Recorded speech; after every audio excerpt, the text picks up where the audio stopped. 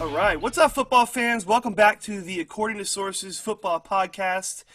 I am your host, Alex Burns. I'm joined, as always, with my good buddy, TJ Shriano. TJ, what's going on, man? Nothing much, man. Had a good Mother's Day with Annika and just ready to talk some football. Nice. Yeah, we hope everybody out there had a great Mother's Day. We're recording this the day after. Just wanted to spend some time with our family yesterday, and it was my wife's. It was my wife's first Mother's Day. We just had our son a little over a month ago, so it was really nice. It's awesome. But yeah, I'm ready to talk some football. Before we jump in, make sure you guys are following us over at Twitter at ATS Football Pod. And that's our, according to sources, our podcast Twitter. So we're going to be active on there, tweeting about football. And then individually at TJ Shriano and Alex Burns Hoops. And we'll have that in the description so you know how to spell it and all that stuff. But let's go ahead and jump right in. We have a lot of topics to kind of get to today. Let's start off with Around the League Rapid Fire, right? So this is, a quick take, something that we're not going to spend a lot of time on. But these are just some nice, what would you say, headlines that kind of happened during the past week. Some are fun, some are more serious, but let's start off with the first one. Peyton Manning is interested in owning a football team. What do you think about that? Yeah, I saw that Bleacher Report article coming out saying that even when he was back as a player, he was making moves to set himself up to own a team, and I thought that was the most Peyton Manning thing I ever heard. Yeah. The dude's always one step ahead of everybody, and he was 10 steps ahead of everybody in that sake. Oh, I know. I love it. I think he's going to be a great, owner or even general manager. I wouldn't even, think it has to be an owner. This is off topic, but I really can't wait for the first time we see an owner or I wouldn't say that, an owner player or coach player. I don't know. I know a long time ago that happened more frequently where in, the early days of the NFL or, NBA or something, you had a player that was also a coach or had some leadership position. But yeah. I don't know. I feel like we need to bring that back. Maybe Peyton Manning can come back to the NFL and start it. Yeah, maybe he'll be the first expansion team in a long time since the Texans, right? That was the last one. Yeah. I listen. I'm a Peyton Manning fan. I think he's a smart dude. I don't think anybody, investor, I don't think anybody would withhold support from him. I think people will trust him, and he'd be trusted in that position. I did read something because this was from the Bleacher Report article.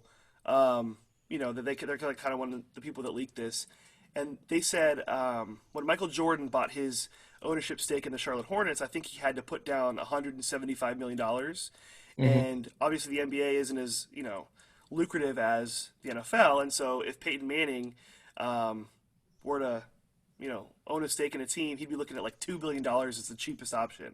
Yeah. And not to put down, but that's the cheapest it is to own a team in the NFL. So he'd have to get support from investors and all that stuff. But I don't think anybody would really withhold support, right? No, I don't think so either. The article is talking about how he kept meeting with all these owners and GMs and coaches, outside of his organization.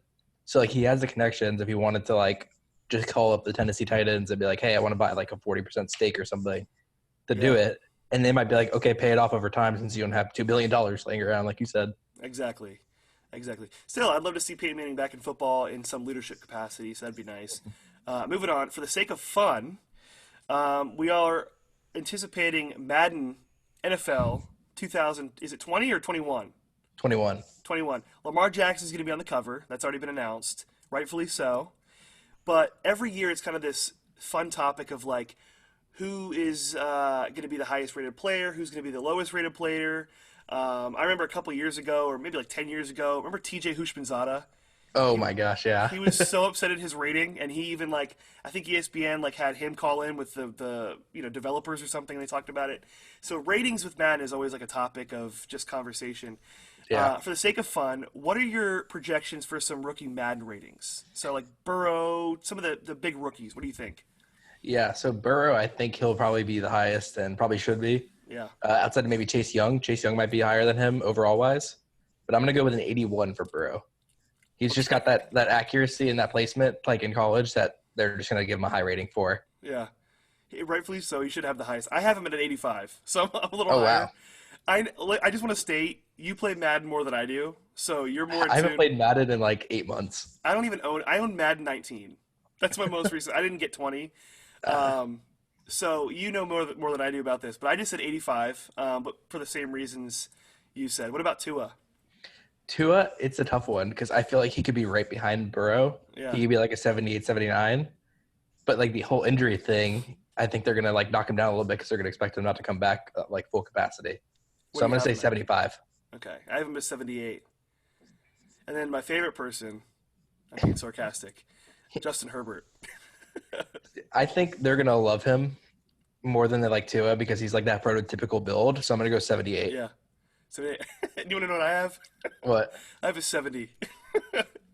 I don't Okay know, then. man. I don't know. I'm probably too low. Like I said, I'm not super familiar with Madden ratings, but yeah, I don't know. I'm just not a huge You also Justin don't Herbert. like him.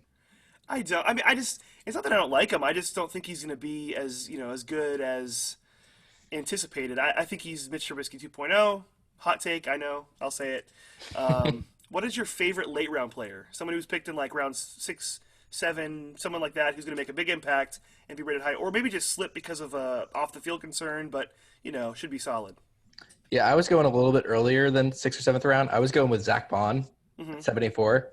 You're talking about a player that should have been a first round pick, maybe early second round at worst. Yeah. So I'm gonna go with like a 74 on him, which for like a late third round pick, that's pretty high. Yeah, Zach Bond is really good. What do you go? The Saints got him, right? Yeah, like 70 something. But he was It's not. It's there not was fair. talks of him going to the Patriots at 23, and the Saints got him at 70 something, 73, 74. Yeah. It'll definitely be interesting. I would not be surprised to see him have the highest. For me, I put Donovan Peoples-Jones. That's a I good know. one. I just feel like he was a steal. I mean, I know there was some off the field issues. I guess I read, and they said he didn't have some good showings through the draft circuit Hmm. and trials with teams and stuff. So that's why he slipped. But I'm a Michigan fan for college football, and so I've watched him for the past 2, 3 years, and he's been incredible. So that's why I think he's going to make a big impact, especially on a Browns offense that should, kind of the only way they can go is up. So I think he's Yeah. going to have some targets and make an impact. And who is your 2020 Daniel Jones? I love as a Giants fan how you use Daniel Jones, and I like Daniel Jones. We'll get to that later. Yeah. Who's the 2020 Daniel Jones? Somebody who was drafted high or is a good prospect, but just because of the dislike or the hate for him, they just put him low. Like, what did you said he was like a 64 and Tyree Jackson last year was 67? Yeah. So like the number 6 overall pick was rated like 3 or 4 points lower than the UDFA quarterback who got cut before the season started and Yeah, was a backup quarterback in the XFL. it doesn't make any So sense. yeah, even if you don't like him, he should at least be like the highest or the highest drafted, or he shouldn't be lower than a UDFA at the minimum. No, He should no, at least be the lowest drafted quarterback ranking, even if you don't like him. that's a respect factor. Like, Yeah. come on, man. What do you think? Who do you think that player is in this draft? Yeah. So my guy I got for this is going to be, I just lost the name. Oh my gosh, where is it? Jordan Brooks, the Seattle Seahawks Okay. pick. A lot of people thought he was a reach. A lot of people also really liked him. I think Matt Miller said he could see him sneaking into the first round. I think he even said the Seahawks because he's like, the Seahawks always do something that nobody expects. So he's like, that could be a good landing spot for him. So I think he's going to be like a 68 Yeah, just because nobody was really on him except for a couple guys. the Seahawks love to waste first round picks. They do. They love to They waste it really on do. running backs they don't give carries to. They just sit on the sidelines. For CC real. Rashad Penny. I have Justin Herbert. I don't know. I don't. Like I said, I'm not super knowledgeable with the Madden world, but I don't know. That's what I think. Plays as a quarterback. I think he's not going to play right away. The Chargers should be good without him. I don't think there's like really a need to rank him high. I don't know. So that's my player. Moving on to the real NFL draft. Matt Miller this past week he just released his way too early 2021 big board, and there were some shocking people that maybe they were a little too high or they were lower than we expected. Mhm. What were some things that stood out to you, and what are you expecting in 2021 through the NFL draft? Yeah, so I had a couple things I wrote down for what I saw in his was like the first thing that stood out, which didn't take very long, except the number 4 slot, which was Trey Lance, Hmm. which I see a lot of people talking about him. He's like one of those big names to keep an eye on for next year. But the whole thing is like you're talking about a player who is I want to say a redshirt sophomore, started one season at North Dakota State, which like football fans know the school. It's where Carson Wentz played from. It's like the powerhouse of the lower level of college football. But having him at number 4 this early on is like a big take. Yeah, And part of the reason why it's a big take is because of my second person, which was Justin Fields at 24. it was way low, which was crazy. That shocked me. Yeah. Which the more I've seen about that, the more people I see jumping to his defense on Twitter. So like Yeah, everybody's all over him on Twitter for it. Like all the Ohio State fans, like Justin Fields is the strongest following on Twitter right now for some reason. yeah. And I see like other scouts and analysts and like Jim Nagy like jumping to his defense and it's like the NFL isn't that big on Justin Fields yet. So like unless he has another big year, this is right. That's why you need to follow TG on Twitter because he gets in Twitter arguments with people that really don't know what they're talking about. But I but just get so heated when I see something so stupid. well, that's the thing that I don't understand. Like, guys, just because a player is really good in college, it doesn't mean his game translates 100% to the NFL. He's going to be. I mean, most of the time, yeah, you can look for things in college and it translates. But I mean, I'm trying to think of a recent example of somebody who just was really good in college. Johnny Manziel, recent number one, just Yeah. great college player, one of the best college players of all time. Not a good NFL quarterback. There's a lot of things that just don't translate. For me, I was a little surprised to see Dylan Moses inside his top 10. And I will say that just because I think Dylan Moses is great, was Hmm. amazing. He was the heart of that Alabama defense coming into last season. Coming off of a torn ACL, I'm interested to see how he responds to that. He missed the entire season. Hmm. And so I thought that was interesting. He was inside his top 10 at number Yeah. 9. And then I put Rondell Moore in there. And this is more of just like I love that player, and I'm just excited to see him go to the NFL. I think he's like I don't want to say he compares to Tyreek Hill because Tyreek Hill is on his own island, but Yeah. just that 5'9", quick, shifty player. He's at Purdue and he made Purdue like I think they got this first year they had like a bunch of national TV games and he was Yeah. amazing. So I'm excited to see that. Matt Miller had him at number 16. Runs a 4.340. I'm excited to see. But speaking of receiver, I mean, wasn't there how many receivers was in the first round? Yeah. That was my next point was that he has 7 in his top 25, It was which insane. him and a couple people I follow on Twitter were all saying that like this class isn't necessarily as deep or historic as last year's class, or I should say this year since it was only like 2 weeks Yeah. ago, but it's got way more top end talent than last year. So he's got like Jamar Chase at number 3 overall, Hmm. Jalen Waddle at 7. I'm looking at right now to make sure I don't say the wrong places. And then the next receiver is at 12. So that's 3 in the top 12 right there. That's insane. 2 from Bama again, of course, and then Sage Surratt at 14. So you're talking 4 wide receivers in the top 15. And then he said Moore was what, 16? He was 16. So Yeah. that's 5 right there, just in the top 16. And then I know for a fact you have Devontae Smith. That's later on in the first round. He had him at Uh, 12. So oh, did you Rashad already include him? Bateman, yeah. Oh my gosh. So Justin Ross is at 21, which Justin that's who it Ross is was. going to That's be who a it was. beast. He's really good. So while I'm thinking about this, um, so obviously this past year, this past draft, a couple weeks ago, we've had a lot of receiver talent. We're expected to have a lot of receiver talent next year. Do you think this is going to be a trend moving forward? With like you're going to have more skilled players available in the early rounds? Because I feel like these next 2 years, this year and next year, it's going to be crazy compared to the years past with receivers Yeah. and a little bit less running backs too. By the way, Yeah. He was saying this class has like a lot of top end running backs because his like running back 1, 2, hmm and 3, I think, all went back to school from last year's draft. So he like had Travis Etienne, Najee Harris, and I want to say somebody else as like his 1, 2, and 3, and they all went back to school. So yeah, like 2 of them are in his top 25, and one's like just outside of it.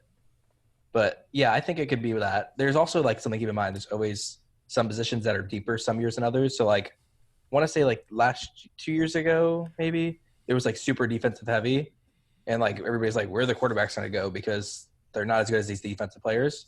hmm And then like this year, it's like full of wide receivers, quarterbacks, running backs, offensive tackles. I think he had like 3 or 4 defensive players in his top like 15, and then the rest was just like offense until you get to like 21. How about Nick Saban had 4 potential first round receivers on his team and Tua, a top 5 quarterback, for the same all in one year? That's insane. And Najee Harris and Jedrick Yeah, Wills and Alex Leatherwood, all insane. first round picks. That's like the LSU team that had Odell Beckham, Jarvis Landry. I don't want to say Zach Mettenberger, but I'm going to say because he was good in college. Was Yeah. Jeremy Hill, and they didn't. And everybody's like, oh, they didn't win a championship, and it was just insane. That's crazy. I am as a Dolphin fan now that I'm thinking about it. I do like this, and I think the Dolphins organization kind of saw this coming, and they're like, "Hey, let's invest a really high pick in our franchise quarterback in 2020, and then look at the skill position players that are available next year." So I think Hmm. next year will be the year that we're going to surround him with talent and young talent. Yeah. So I kind of think Fitzpatrick might start. Well, he's probably going to start to begin the season because Tua's not healthy, but I wouldn't be surprised for this to be similar to Hmm. a Tyrod Taylor, Justin Herbert situation because I feel like Fitzpatrick is competent. I mean, he's like a fan favorite. People love him. He's going to put tickets if fans are at games this year. Yeah. And I don't know. I just feel like I'm happy with kind of how this is all playing out as a Dolphin fan, just so we can get some talent next year. And because like we don't need a quarterback, we'll just worry about talent, offensive help, defensive help, and just some maybe get a star-studded receiver in the first round, something like that. So Hmm. I like it. Let's move on to notable rookie jersey numbers. Yeah. Some were So really bad and some are really good. yeah. So some of them I have that I really like, and some I have that's like huge question marks. Like, what are you doing? Yeah. Who So do the you first one I like? have is Tua. I like Okay. Tua being number one. He definitely wasn't gonna be 13 like he was at Bama. We all knew that coming in. And something I thought was cool, I saw a picture floating around before his jersey number came out of him in like the high school All American Bowl game thing, and he was number 12. So it's like, what's the difference between 13 and 12? One. So I wonder if like that was kind of like his thinking, He just or if he's subtracted. just like, yeah, or if he just like was like, oh, I'll just do number one. Like, yes, my quarterback can do math. That's a start. That's really good. Yeah, I like that. I don't know. This is a conversation for another podcast, but I just saw it's like on a lighter note. There's been this debate on Twitter going around. Like, is it still cool for adults to wear jerseys to games? I think it is. I don't know. I mean, I think it is. I just don't get them because I hate how you'll get like I got a Jarvis Landry jersey for the Dolphins, premium. I got it stitched, and then the next year he leaves, and now I don't even use it. So it's like Yeah, I don't know. I would get a Tua jersey. I feel like he's going to be in Miami for a long time. I wrote yeah, down CD Lamb. I thought that was interesting that they gave him number 88. yeah, Um, but I mean, at the end of the day, though, they kind of always give away numbers. There's really not like, uh, yeah. I mean, they don't really like. Did the Cowboys not retire numbers? Is that what it is? I don't know if they do or not, but the 88's like the trend for like the top receiver, which Yeah, I didn't put that one down, but I did think it was interesting because like it was Michael Irving, yeah, then nobody had it till Des Bryant, and then nobody's had it since Des Bryant till now. So it's almost yeah, like they value him more than they value Mark Cooper. exactly. But I mean, then you could say because what was Amari Cooper and when he was in Oakland was what was he? Was he still 19? I think he was. Yeah, I think he was. He was 19, so maybe he just chose to keep his number. But I thought that was just interesting. I mean, I'm not reading into it. I think people on Twitter tried to read into it a little bit earlier in the week when it happened. But Hmm. Jerry Jones is Jerry Jones. CD Lamb's number 88, going to be a good offense. Yeah. Who do you dislike? So another one I dislike is Jerry Judy being number 10. Like that's just weird. I hate number 10 on receivers. It just looks weird. It's like, why is the quarterback in the slot? Like Yeah, it's just weird. I don't like it. we need to go back to having receivers strictly in the 80s, in my I like opinion. receivers in the teens, just not number 10. I, I mean, I don't really care, but in the 80s, those were the old days. I miss those Hmm. days when all these skill players didn't have random quarterback numbers and stuff. Pretty soon, we're gonna have like running backs have offensive lineman numbers in the 70s and 60s and everything. So I don't know. I also wrote down before I moved past it. I wrote down Kenneth Murray Jr. For the Chargers. He's number 56. That's Sean Merriman's old jersey. Yeah. Kind of interesting. See if he can fill those shoes. Yeah. To finish up this around the league rapid fire, let's kind of get the pace moving a little bit more. Notable fifth-year options that were picked up. Yeah. Obviously, you have what Fournette, Hooker, Trubisky. I mean, a lot of the big names. You heard about Mhm. it. What do you think about some of those guys? Anything you want to get into? Yeah. So Mitch, like this was kind of obvious. Like it's a surprise because you think would Pace would want to accept the option and try to keep his job in that sense and be like, Mm-hmm. oh no, we believe in him. We're taking it because we believe in him, but he didn't. So to Mm-hmm. me, this screams Nick Foles is the guy, even if they Mm-hmm. say they believe in in Mitch Trubisky. But it's just weird. And then Yeah. Hooker, I was like baffled by this. It makes sense now that I'm thinking back on it because they took Terrell Burgess Yeah. or not Terrell Burgess, Julian Blackman, Blackman. who can play all over the secondary. But at the same time, like Hooker was good. He just was injured. Yeah. And I think another thing too is we forget. At least I forgot. After the season last year, Chris Ballard went on record saying we thought that Hooker was good, not great. And Hmm. so that was like weird. I just don't remember like GMs really coming out and saying that about an individual player. So maybe there's something there. Yeah. I don't know. I know he didn't have the best year last year. He was a little inconsistent, and especially as the season wore on. But like you said, I Mhm. mean, he battled a little bit of injuries. I don't know. I think he's a good player. I listen if the Dolphins want to sign him after the season, go for it. I'd be happy.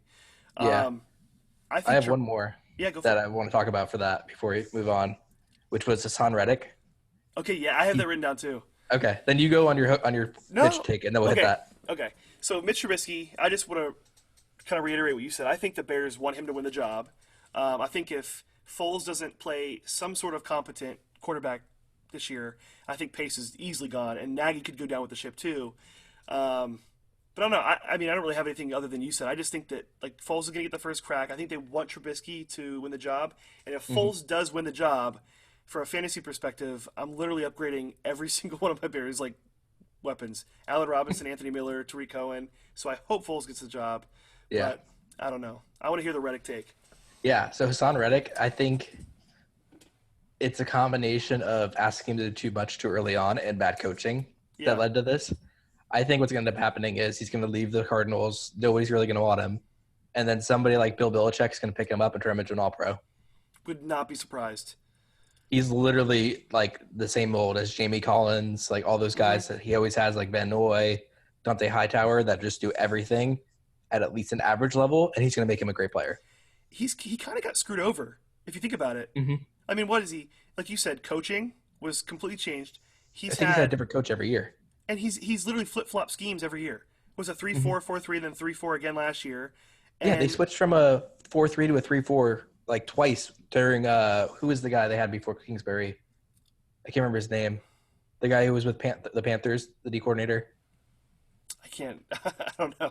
It was Steve something. I can't remember.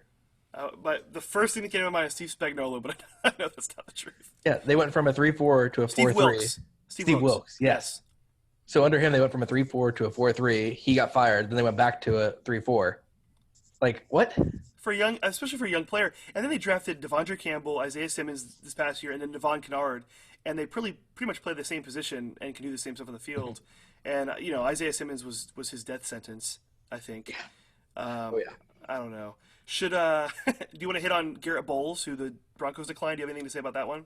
I was just surprised they declined it since they didn't draft a tackle early. Yeah. That's all I had to say about that. Like I understand the decision. He was like a walking penalty, Hmm. but I'm just surprised they didn't draft a tackle. I don't know. I'm reading the next thing that we have written down to talk, and I don't know if you want to talk about it. I'm just gonna throw it out there. And if you have anything you want to talk about, No. Earl Thomas orgy. Yeah.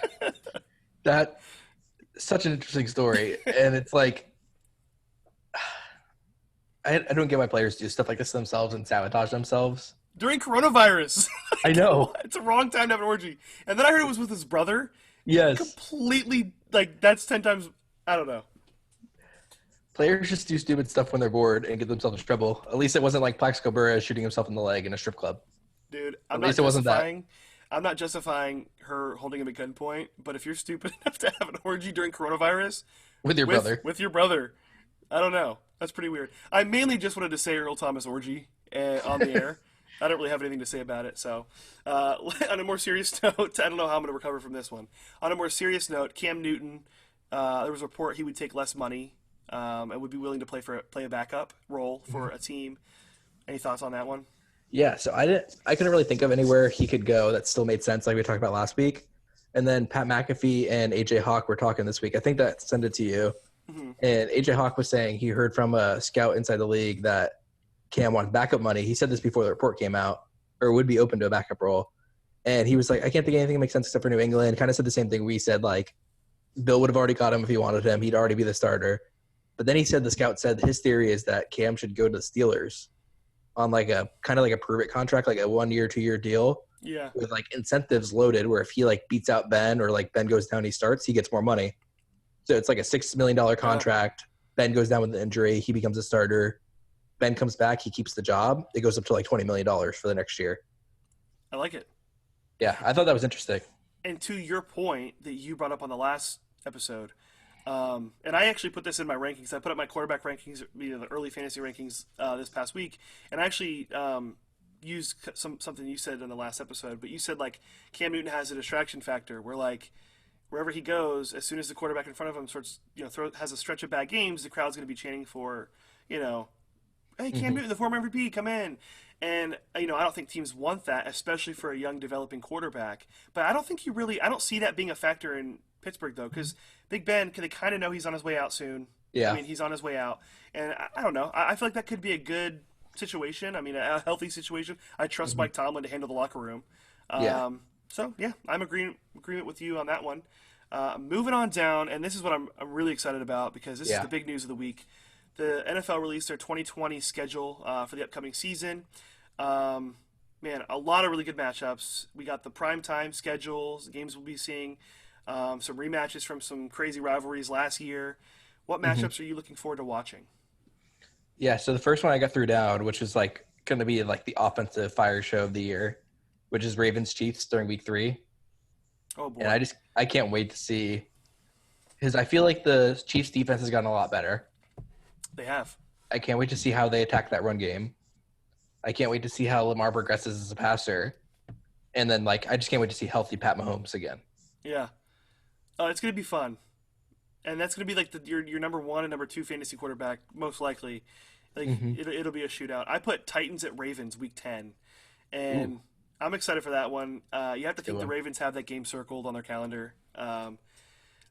Who knows what the Titans will look like this year? But I mean, we already know the Ravens are going to be pretty solid. But that's going to be a nice AFC battle.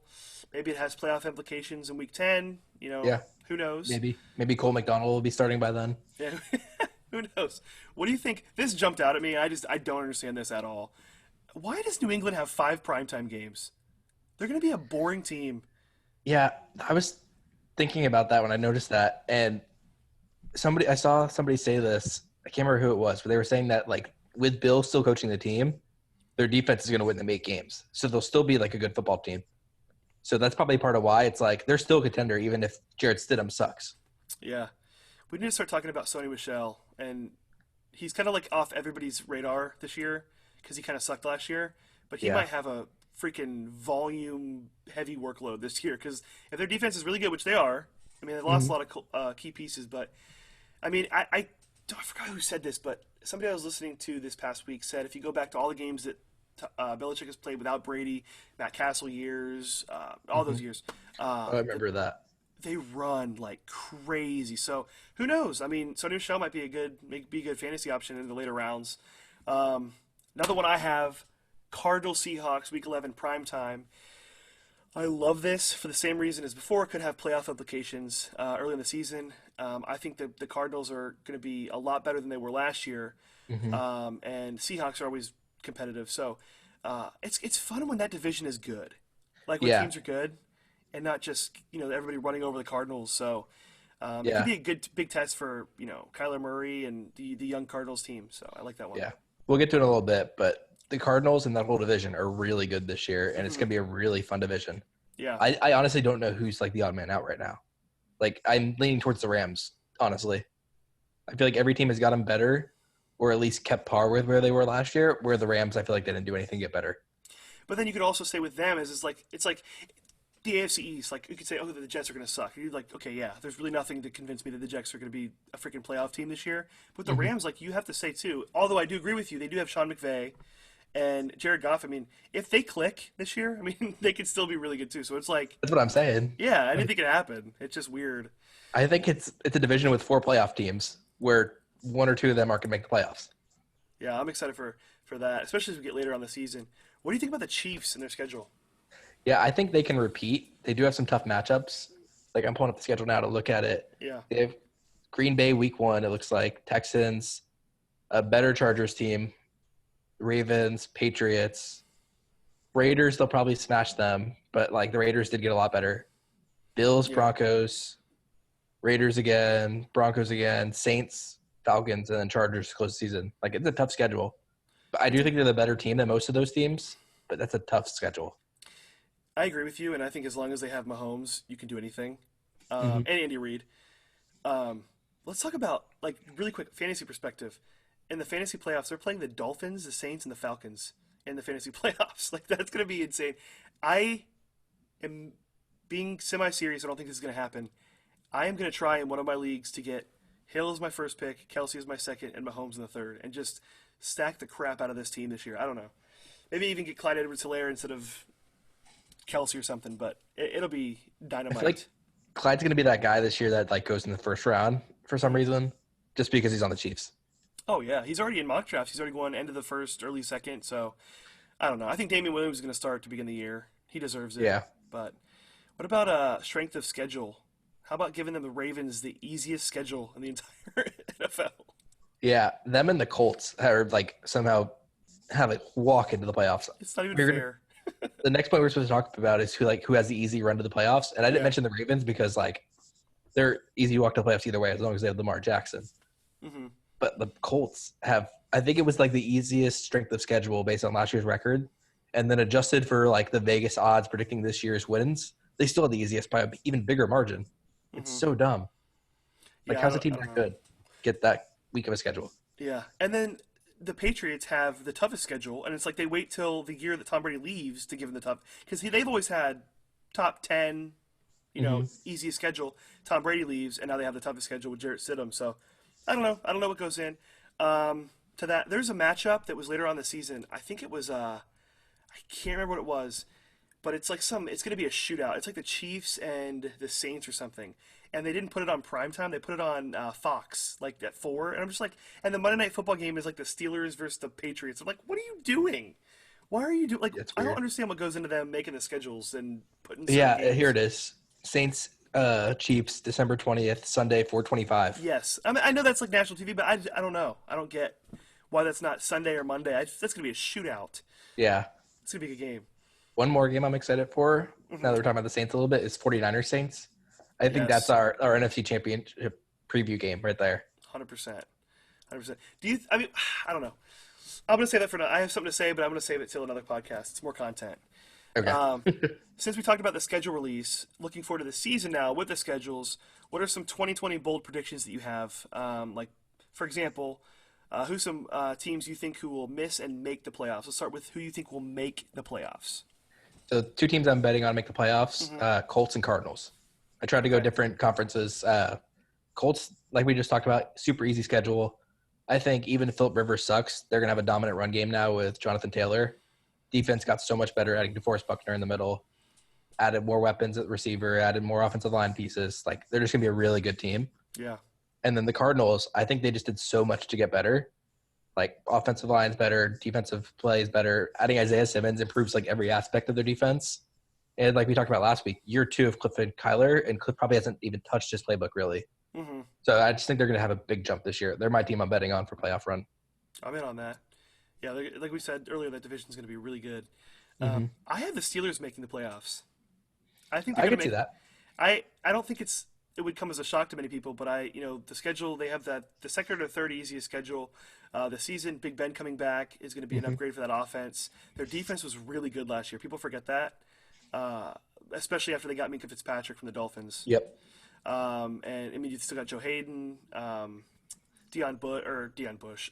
What's the linebacker from Michigan? I'm blanking. Linebacker of Michigan. It's something Bush. Yeah, Devin Bush. Devin Devin Bush. Bush. He was incredible as a rookie last year. So I Mhm. don't know. I think that defense is going to be really good. They're always pretty solid. I think the Steelers make the playoffs. What about some teams you think will miss the playoffs? Shockingly. So Texans is one. I think Bill O'Brien is trying to show he's smarter than everybody in the league, and that's why he's making some of these moves. And like we talked about the Hopkins trade last week, if what I think they're trying to do with their receiving core is right, then I understand it. But you don't trade Nuke for what he traded him for. And I think J.J. Watt's probably gonna miss a lot of time again. Whitney Merciless might miss a lot of time again. And for all we know, one of them or both of them or Watson or somebody could all just like, no, I'm not playing here anymore mid-season. Yeah. Would you say the Houston Texans are like the well, I don't know. I was gonna say like the 2012 or that Oklahoma City Thunder basketball team that had so much talent and just could not win, and Yes. now they're starting to break up now, and it's like, how do you? We're gonna look back on this 10 years ago and be like, how do you have this much talent on defense and offense, and you literally cannot even make this? I don't know. Yeah. I don't So know. then my other team for the NFC is the Seahawks. Oh Like I wow, yeah. that's a hot So take. so we talked about that I'm division clipping having 4 that. playoff teams, Yeah. and I think the NFC is just so loaded with talented teams this year that even though we added a second wild card spot, and usually there's always one division that's 2 playoff teams, obviously because of like division winners and wild card. Now there's 2. I think we will see 2 different divisions get a wild card slot instead of like 3 from one division.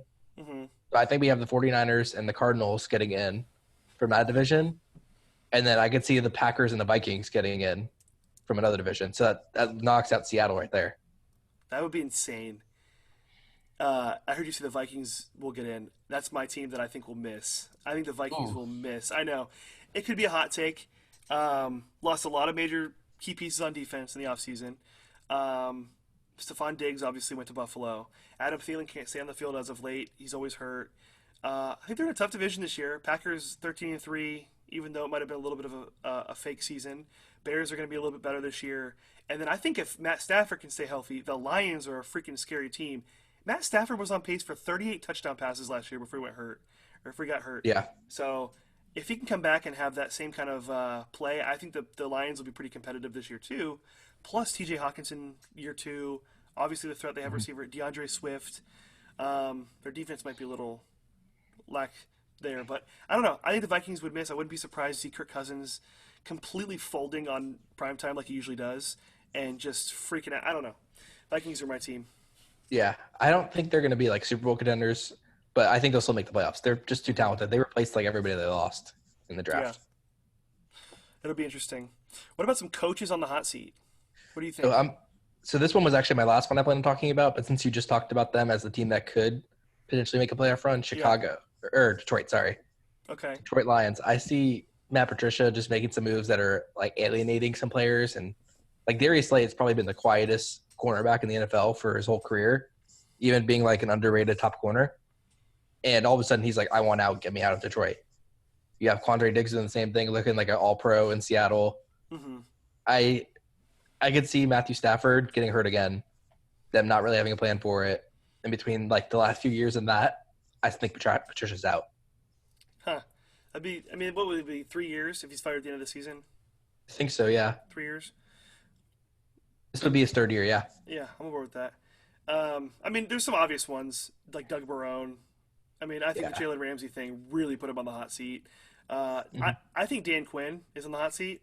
It's not a shocker because they've been saying that for the last couple of years. Yeah. I just don't think you can't use injuries as an excuse for your entire career. Like at some point you have to win, and that's another example of somebody like the Oklahoma City Thunder basketball team who has so much freaking talent, and they just can't put it together. I have a hot take on a coach. The next person I'm going to say, who? Anthony Lynn. It's a hot take. I could see him starting to get on the hot seat this season. Yeah. I don't think he's there yet. I just feel like they have had such good talent on both sides of the ball at least for the past 3 years. And whether you want to blame Phillip Rivers for just constantly throwing 20-plus interceptions every year, I don't know. I just think they can't really put it together. They have one of the best defenses in the NFL, young talented defenses. I don't know if they would want to make a change with Herbert and just kind of screw his beginning up, but I just wouldn't be surprised to see them move on and be like, you know what, we have a new quarterback, we're starting a new season, a new way, so we're gonna get a new coach. It's a hot take. I understand that. Yeah, so. I can see it. I think he'll be on the hot seat next year if they play bad again this year. I don't think he's there yet. I think they're like, all right, Rivers is gone. Here's your chance to show that it was bad QB play. Tyrod, Herbert, whoever you want to go with. Yeah, we trust you. Let it happen. If they have a bad year, I could see them revisit and be like, this is your last season if you don't start playing well. I don't know. I don't like saying that, though, because I like Anthony Lynn so much. I think he's a really good coach, and I wish they could have put it together the last 2 seasons because they've had – a lot of people had them as their Super Bowl pick, like a dark horse Super Bowl pick the last couple of years. So I don't know. Should we talk about the trade deadline? Some players you think – who were going to be traded at the trade deadline, maybe somewhere in the beginning of the season. I feel like you have a hot take brewing on this one. I have 2, I think. Let's hear it. So the first one is Deshaun Watson. That's a hot take. Yeah. So the reason I say that is it seems like he's going the whole Stephon Diggs route so far since New got traded, with just quoting random rappers that like sound like he wants to get traded, just like Diggs did for like 3 years. And like I could just see, like I just talked about before with Houston missing the playoffs, I could just see somebody, whether it's him or JJ Watt, being like, I'm done with Bill O'Brien, trade me now. And I could see Bill O'Brien being like, oh, I'm the best coach in the league. I could win this without Watson, and just trade him. Bill O'Brien, yeah. If Bill O'Brien traded Deshaun Watson, I don't know. I mean, he honestly, and I'm not saying this, he honestly should get drug tested. Like if you're going to test like the players of it, like that would make no sense if he did that. He'd probably get like a 4th round pick and a peanut butter jelly sandwich for him. Literally. And isn't he the GM or what is he, the president of football? He's the GM and the coach. So he's gonna get fired from two positions at the same He's time, literally Bill Belichick with the actual title because I don't think Bill Belichick actually has the title GM. and with not without Bill Belichick's talent at coaching. Yeah, So that's I don't know. I mean, listen, after DeAndre Hopkins was sent to the Cardinals and they didn't get a first round pick, anything's possible with him. So it hmm really isn't that much of a hot take if you really want to, say we're talking about Bill yeah. O'Brien. Um, While we're talking about him, I don't think this will actually happen, but I would love to see JJ Watt get traded to the Steelers just so all three Watt oh, brothers are on the same team.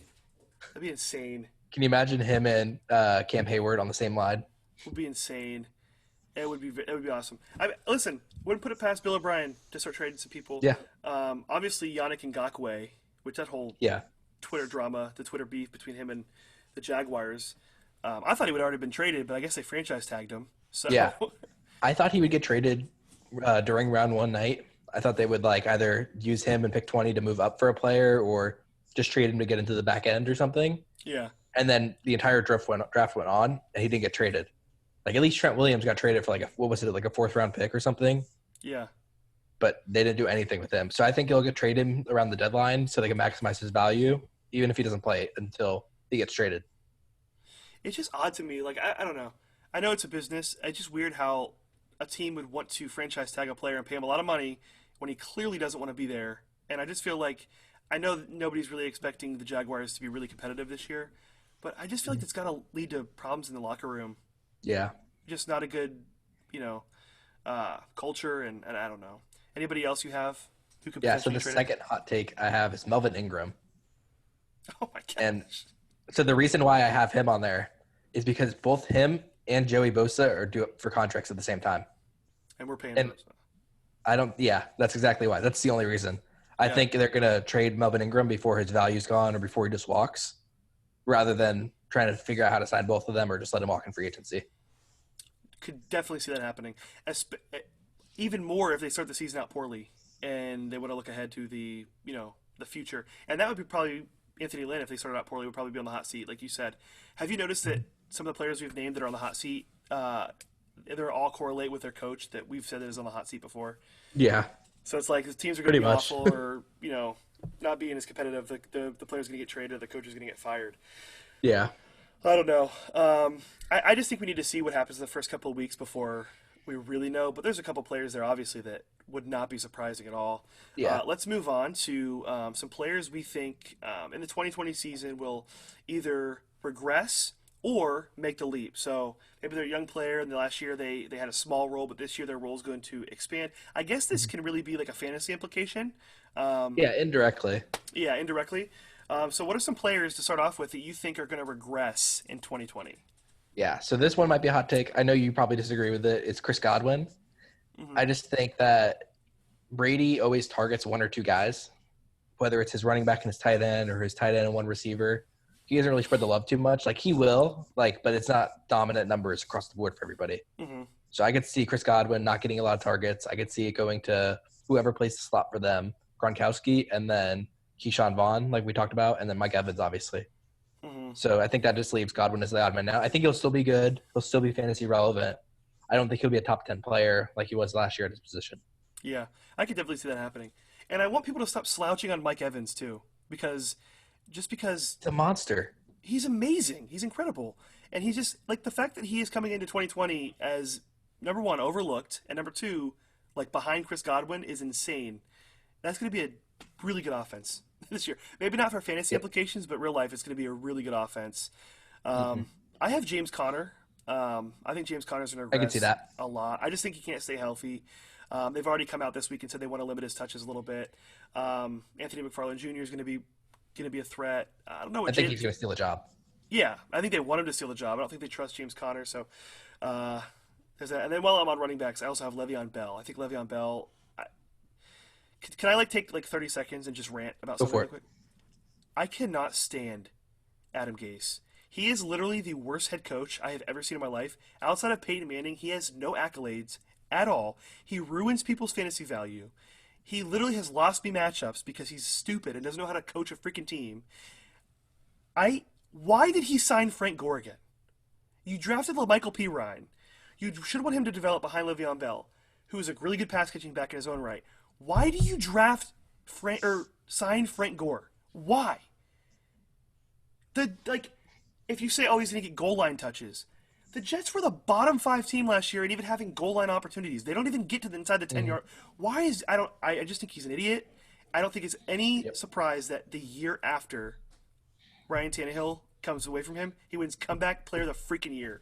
The one Yeah. year away from Adam Gase. So I don't know. Le'Veon Yeah. Bell gonna regress this year. I'm not touching him in fantasy leagues and stuff. So Yeah. that's for I me. think Gase is also in the hot seat. I think that's an obvious one though. That's why I didn't throw him down. He should And be I in the hot think seat for freaking. He should go to jail. I think the draft shows that this is Joe Douglas's team too. Mm-hmm. So I'm not concerned at all about the future of the Jets. You have to remember too. Gase doesn't like Bell. I think that came out before when they signed him. He didn't really want him. So I Hmm. don't know but he's completely ruined Bell's fantasy value in a year and a half. So I don't know. Do you have anybody else who you think we're gonna Yeah. So regress? while we're talking about running backs, Marlon Mack. I think he's Yes. just not that like alpha dog type of guy, from what it seems like at least. Yes. And I think he's going to immediately get slotted into that like change of pace back while Yes. JT runs over people with that 4.39 speed. Yeah. Definitely. Because Naeem Hines is going to be involved in the passing game. Marlon Mack isn't really a pass catching back. Hmm. Yeah, he might. I mean, he might be non-existent this year. He could be another trade target, like a low key one. Yeah. That's not going to be a big splash, but he could be another trade target. Yeah, that's very true. I don't know. Let's move over to players you think will make the leap in Yeah. 2020. Who are some guys you got? So I got two that I'm really big on, and one was just like I could see this happening, so I threw his name down. Hmm. First one's Kyler Murray. Talked about it a lot. Think he's going to make a huge jump. Did great as a small, quick little quarterback for NFL standards. And Murray and Kingsbury, year two, he's just going to put up big numbers. Hmm. The other guy that I'm big on for this year is Darius Slayton from the Giants. He looked really good last year. Was a steal in the 4th round last year. Everybody's saying that he has traits to be a number 1 receiver, He was even good. though he's not that like traditional big X receiver. And I get to see him making a big jump with a healthy Golden Tate, a healthy Sterling Shepard, hopefully a healthy Evan Ingram, and just better coaching in general. Yeah, I agree with that one. It actually leads me into my first player who I think is going to make the leap, and you're going to be very happy with this. Daniel Jones. Listen, I've done a lot of studying the last 2 weeks on quarterbacks heading into 2020. I'm Yeah. really high on Daniel Jones. I think Daniel Jones is going to be really solid this year. He threw 24 touchdown passes in 13 games in 2019. Yep. That's pretty good for a rookie. Also, he connected with Darius Slayton, to your point, 8 times last year. And we know Darius Slayton was in and out of the with an injury. And the fact that he was able to do that as a rookie is really good. What was Yeah. the little nugget that Saquon Barkley, Evan Ingram, Darius Slayton, Sterling Shepard, and Golden Tate played 0 combined snaps at the same time last year, and with a rookie QB, he did, wasn't as impressive as he was. I think he's going to be Yeah. really good in 2020. And we barely had a left tackle last year. Yeah, yeah, I'm big on Daniel Jones. I think I have him at Yeah. my 18th or 17th best quarterback for fantasy purposes, but I'm gonna probably move him up like pretty high. Yeah. I think So- the system that Jason Garrett brings in will help him pass a lot. They had the number 1 passing offense under him like every year. When he was solely an offensive coordinator, they were like top 5 every season. Hmm. So I could see that happening for sure. Yeah. Anybody else you got? Yeah. So the other guy I have is Miles Sanders. I think this is going to be his year to just take over. They invested a lot in the other areas of weakness. So I think having more weapons for Carson Wentz, having more continuity on the offensive line, having a better defense is just going to allow them to run the ball the way they want to now, rather than trying to force the run because the pass isn't working with 5th string receivers. Then Hmm. Yeah, I like that. Miles Sanders is going to be good.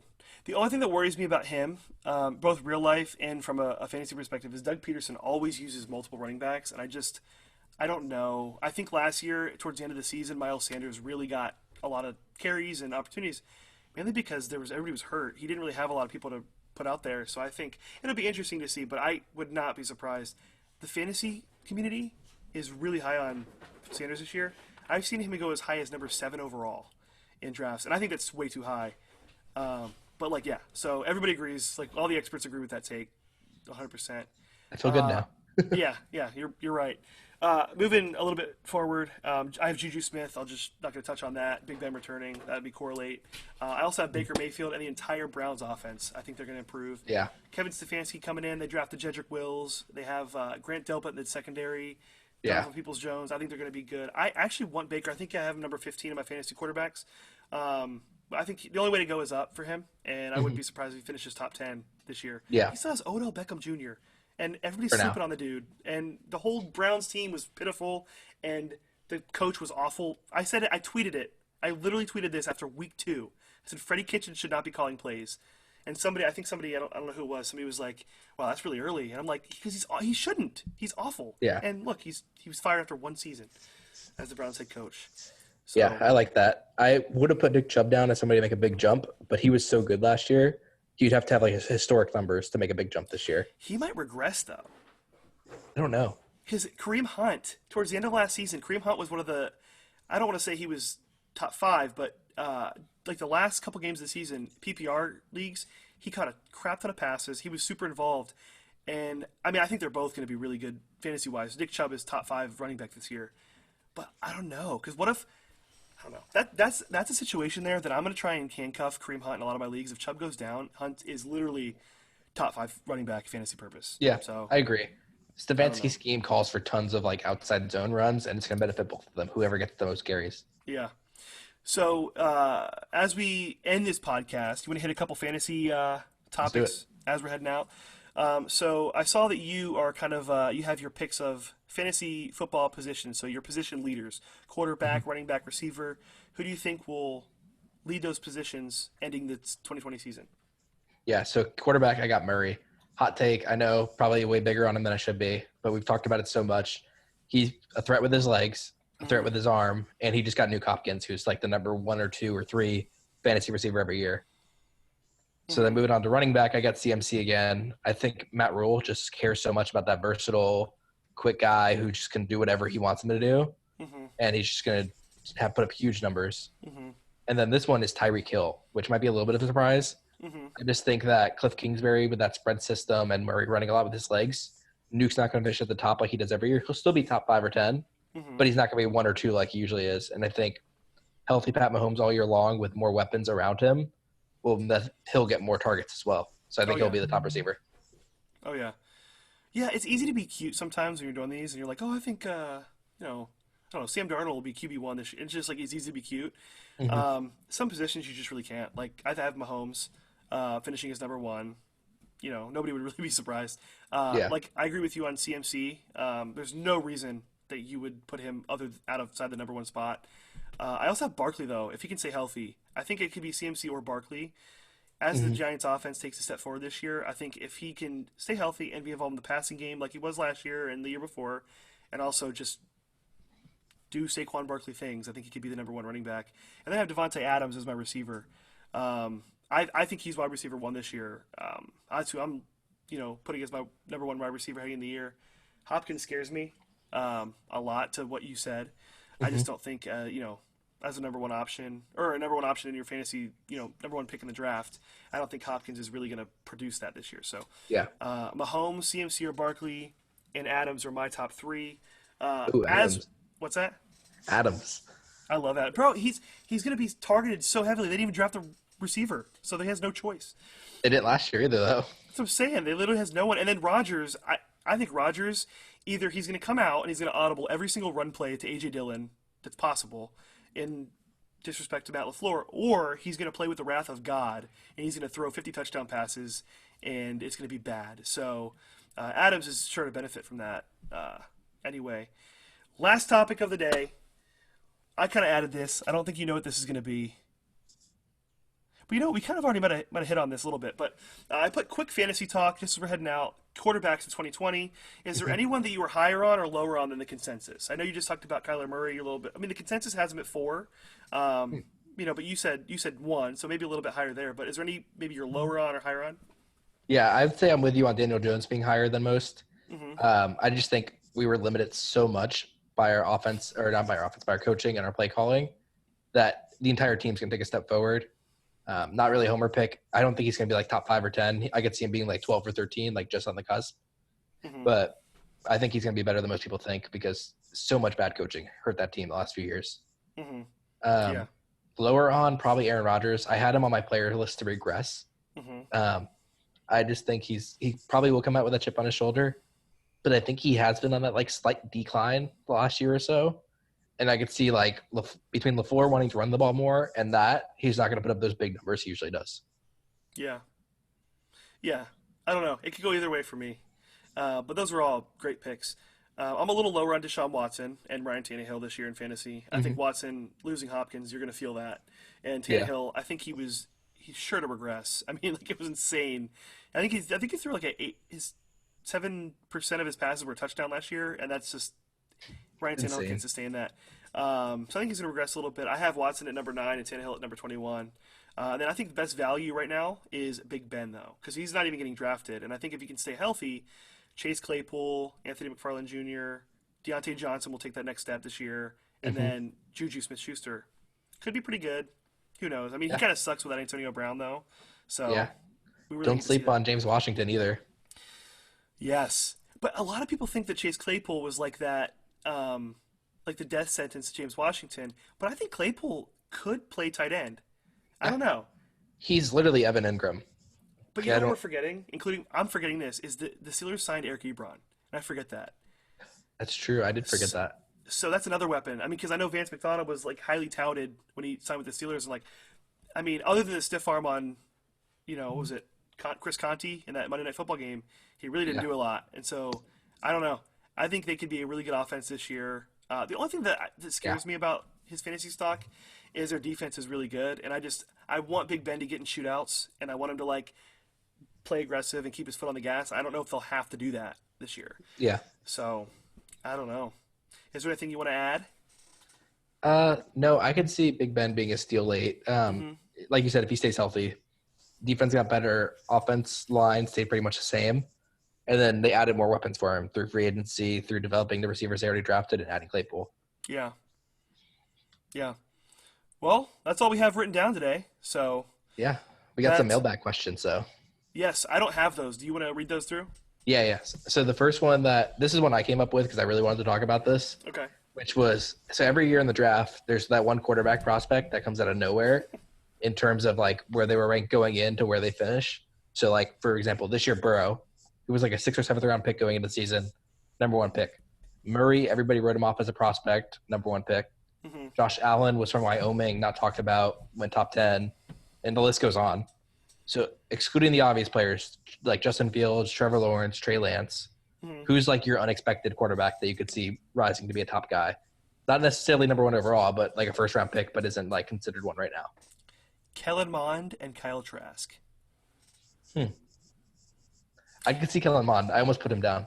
It's just hard for me because like when you exclude Trevor Lawrence and all the top three guys, it's like I don't really know. I mean, there's some good options outside of that, but I, don't know. Yeah. I trust your opinion on this way more than mine. So I want to hear what you think. So there's 3 people I'm watching: Sam Ellinger, KJ Costello, and Shane Uh, Buechele. I like Ellinger out of Texas. Yeah, I like that I a like lot. him a lot. Texas Tebow. Yes, I like that a lot. So he's the guy I'm betting on. He's like my pick for it. I think teams are loving that running quarterback mold now. And he's like the Tebow Cam Newton type of running quarterback where he'll run through you. He won't be like super elusive. And he can still throw pretty well. He's gotten better as a passer each year so far. He has. So I'm betting on him developing more and turning into a late 1st round pick. But KJ Costello is the guy that I think will like has a better chance. Ellinger is the one I'm betting on, but KJ Costello looked like a 1st round prospect a couple of times at Stanford. And now he's going to Mike Leach's offense at Mississippi State where he's going to put up monster numbers. Hmm. So Okay. I can see either of them, but Sam's my guy. Yeah, I'm with it. You follow that stuff a lot more closer than I do, so I'm all in. If you say Sam Ellinger is going to throw 50 touchdowns this year and win the Heisman and be the 1st round pick, I'm all in there for it. But I mean, I do like Kyle Trask's size, and he improved almost every game under Dan Mullen. I don't think and think of it too, he wasn't really expected to start. It was kind of just thrown into that position when Felipe got hurt. Yeah. So I wouldn't be surprised if he moved it to board, but yeah, probably not #1. I don't see him going number Yeah. one. Hmm. So Anything then else in mailbag? the next question for the mailbag is favorite team and personality pairings for draft picks. So I got 2. I don't know if you had any. You go first. I need to So I think. got Kyle Duggar to the Patriots. And I think that's just like the most classic Bill Belichick pick. Yeah. A safety who does everything, who you can put in a linebacker, who can return kicks and punts. He's just going to be that next do it all player for Bill Belichick, who's going to be an all pro again. Hmm. And the next one I have is Isaiah Simmons to the Cardinals. We talked about it a little bit. He's going to be able to do like everything for them. And I don't think they've had like a versatile player there since like they first got Chandler Jones. But then they just turned Chandler Jones into just a straight up pass rusher, and he's been a beast at it. Yeah. What about Jordan Love to the Packers? I like it long term. I don't know. I don't know. What was the question? Was personality pairing? Like, Yeah. So like, I basically went with like play style because that's kind of like the personality. It's like Bill Belichick always targets those like yeah, versatile, do it all, small school guys, and that's like Kyle Duggar to the T. yes, that was the funniest draft pick because we were all wondering when they. I think they had the 23rd pick and then they traded out of it, and then when it was finally time for them to pick, they were. I thought they were going to get. I had them getting AJ Epinesa out of Iowa, and then Kyle like a D3 or D2 play. It was just so it was so Yeah, Patriots. Lenore Ryan. That's the Yeah, I school was he like, went to. what? I don't know. I mean, I'm honestly, I would have to agree with you. That's the only one that really sticks out is the Duggar pick because it just fits their system and culture Hmm. to a T. Um, like they don't care. Like the one thing I respect about them is they just don't panic. Like most teams would be like, "Oh my God, Tom Brady left. We need a quarterback. We're gonna trade up for one," and they would just grab somebody. And Yeah, they just don't panic, and I think that's why they win. And I wouldn't be surprised. I wouldn't be surprised if they win this year. Like if they're good. I mean, not Super Bowl, but if they're good this year and competitive, yeah. would not be surprised. Defense will win them 8 games, like I said at the Oh beginning of the yeah, podcast. but they did lose a lot of defensive talent though. So But we talked about it last week with some of the picks they got. They replaced like everybody. they did. Josh Uche from Michigan. He's a Michigan guy. Yeah. Yeah, that's true. Is there anything Fernie else on our mailbag? Jennings. Yeah. So the Yes, last one is thoughts on Carolina going all defense with their draft class. The I only like it. offensive players they got were UDFA's. I like it. They already have a really solid young offense, so I don't think they really Yeah. needed. That wasn't a need. I like all defensive picks. I think Matt Rule knows what he's doing, Hmm. and I love it as a fantasy thing because I don't think they're going to be like when you put first year rookies as your starters in main positions on defense, you're going to have some Yeah. ups and downs. So I will be picking on the Carolina Panthers all season in fantasy football. So if a wide receiver, running back, or quarterback is playing the Panthers, I will be owning them in DFS and I will be Yeah. picking on them. But I do like it long term. I don't think it's going to make Yeah. the biggest impact like this year. Yeah. I think Derek Brown was a huge steal for them. He's going to make a big He was. difference. The pick I like the most they made was Jeremy Chin. I Hmm. think Matt Rule saw like all the good tight ends that he's going to go up against and like how much Drew Brees and Tom Brady like throwing the seam. And he's Hmm. like, let me just get a guy to take all that away. And Yeah. Jeremy Chin's going to lock down Gronk. He's going to cover the middle with Michael Thomas running those seams. It's going to be interesting. I think he built his team to stop his other teams rather than trying to like outscore them. Well, I mean, yeah. To your point, that's the thing about Matt Rule is like he hates the rebuild process, and he's usually turns the teams around very quick. Like Baylor, and they were really bad. Then he gets there, and then the next year they're like really competitive. Yeah. And that's even harder to do in college when you have to recruit and spend years doing that. So yeah, I like the pick. I like the direction of the team. I just don't think it's going to be really relevant this year. I think next Oh yeah, year I agree. they'll start being really good. But I like Teddy Bridgewater as offensively. I like they obviously have DJ Moore. They lost Greg Olson, which is not really talked about a lot. He's now on Seattle. Yeah. Who I slipped my mind. Who did they have at tight end? They had Do I you want to say know? they drafted somebody a couple years ago. His name was Ian Thomas. Outside Yes, of that, I don't know who else they yes. have. Ian Thomas. That's exactly who it was. I was thinking about that the other day, and I was like, I need to Google that, and I just forgot because I was like, I don't know I'm who gonna their do it starting now tight. because I can't think of who else they have besides him. I don't know. They Let me think. signed Seth DeValve from Okay. Cleveland, if you remember him. Yeah. He got like a couple of big games for them, but that was pretty much it. Somebody needs to go out and get Gary Barnage. He'll go off for like 4 games a season. That's gonna be the title of this podcast: Gary Barnage and the bold predictions for 2020. People are gonna think we're talking to Gary Barnage if you title it that. That's what I'm saying. We're gonna talk Gary Barnage as a fantasy sleeper for 2020.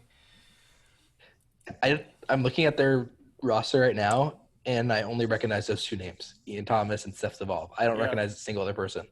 They Yeah. have like 6 tight ends, but I don't know any of them. It'll be rough. But CMC that just you know goes to your point as he's going to be the number one fantasy running back because he's going to get a lot of workload, a heavy workload, especially after them paying him a lot of money too. So Yeah. I just I've hope he been doesn't wear seeing down. I've been seeing a lot of people say they have no weapons, and it's like, did you watch them last year? DJ Moore's a beast. He's Curtis really Samuel's good. going to take a jump. Yes, CMC's the best running back in the NFL. they have a lot of weapons. I think don't sleep on Teddy Bridgewater either. He I mean, looked good with the Saints. he did, and I mean, I know that's the Saints and like Sean Payton and all those weapons, but Yeah, he could scheme up good play. yeah, but I don't know. It could be an interesting team this year. I don't think they're going to be relevant at all or competitive, but they're going to put up some points. You know, they'll be Yeah, able to do that. Anything else you want to hit before we head out? that's it. That's all I got. Cool. Well, as always, it's a pleasure. Love talking some football. Make sure you follow us on Twitter at TJ Shriano, at Alex Burns Hoops, and then also our podcast Twitter, ATS Football Pod. Follow us on Twitter. Let's talk some football. Also, according to sources, football has a YouTube channel where we actually put the podcast version. It's the video. So if you want to, if you're a visual person, you like to watch us, our ugly faces, go subscribe to us on that. Leave a comment if there's anything you want us to talk about, any questions you have, want to write into our mailbag. Comment it on YouTube, comment it on Spotify or Apple Podcasts, wherever you can. Go ahead and leave it in the comments. As always, guys, Alex Burns, TJ Triano, enjoy your football. See you guys next week. See ya.